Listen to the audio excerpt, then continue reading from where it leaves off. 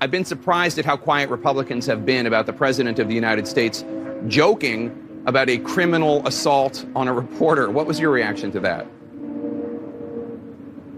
You know, I got to admit, I don't follow the rallies closely, but, you know, I believe that the First Amendment is the beating heart of the American experiment. So we need to have a president who celebrates the First Amendment and not pretends that beating up a reporter is okay. But I think what you hear from a lot of Nebraskans who also, I think, tune out most of the rallies is there's sort of a short-term, long-term thing going on, and people feel like the president's rhetoric is kind of short-term playful. I don't think it's okay, but I do think most people tune most of it out. I think what we need to be having a conversation about is the long term of how does the next generation understand the American experiment? Because right now we don't have much shared sense of what it is. But it's not playful to joke about assault, is it? No.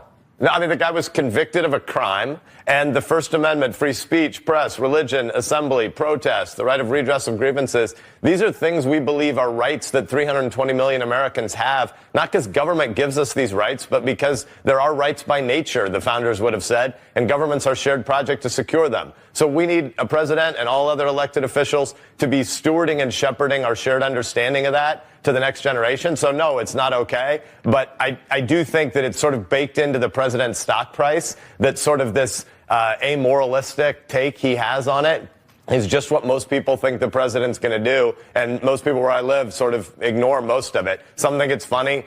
Some are really anxious about it. But most people just think, well, that's kind of how the president talks. We need to do better than that. But I also think there's a danger in pretending each new rally is immediate urgent. I wish he did it differently, obviously.